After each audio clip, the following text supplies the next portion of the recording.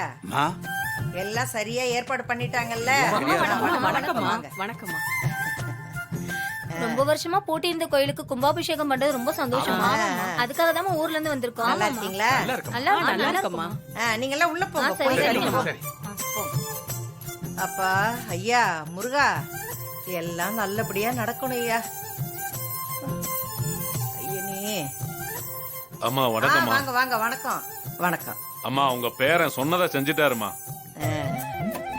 அன்னைக்கு கோயில் கதவை திறந்து விட்டப்போ சின்ன வயசா இருக்காரு, இவர் எங்க கும்பாபிஷேகத்தை நடத்த போறாருன்னு நினைச்சேன். பஞ்சாயத்துல சொன்ன மாதிரியே இன்னைக்கு யாக பூஜை செய்யற அளவுக்கு ஏற்பாடு பண்ணிட்டாரு. இன்னும் கொஞ்ச நேரத்துல உங்க மகனோட குடும்பமும் வரப்போறாங்க.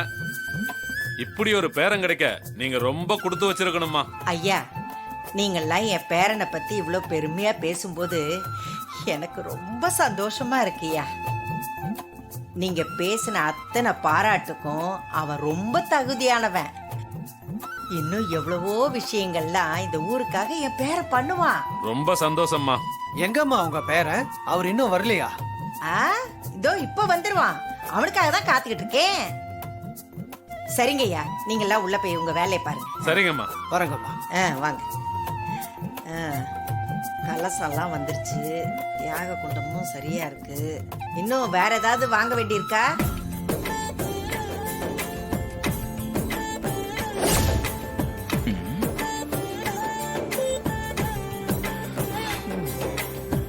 மாப்பிள்ள, ஊர் நெருங்க நெருங்க எனக்கு ரெண்டு விதமான ஃபீலிங்கா இருக்கு மாப்பிள்ள.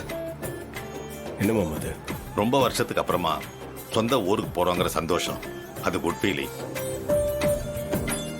ஆனா நீங்க யாருங்கிற விஷயம் ஈஸ்வரிக்கு தெரிஞ்சிடுமோங்கிற பயம், அதுலயே என் மனசு போறா வீதியாவும் பதட்டமாவும் இருக்கு மாப்பிள்ள. மாமா பதட்டமாவதீங்க, சந்தோஷமா இருங்க. இருக்கலாம் மாப்பிள்ள, ஆனா நீங்க தான் எங்க அம்மாவோட பேரங்கிற விஷயத்த ஊர்ல யாராவது ஈஸ்வரிட்டு சொல்லிடுவாங்களோ அப்படின்னு பயமா இருக்கு. ஆமா மாமா, எனக்கு அந்த பயம் பயங்கரமா இருக்கு. அப்படி மட்டும் ஏதாவது நடந்ததுன்னு வைங்க, அத்தை காளியாட்டம் ஆடி இந்த பூஜையே நடக்க விடாம பண்ணிடுவாங்க. அப்புறம் சகலோட வாழ்க்கையும் கத்தம் கத்தம் ஆகிடும் மாமா. ஏங்க இப்படி பயப்படுறீங்க? இன்னைக்கு நடக்க போற யாக பூஜையை மாமா செஞ்சே ஆகணும். அப்பதான் கும்பாபிஷேகத்தை நல்லபடியா நடத்த முடியும்.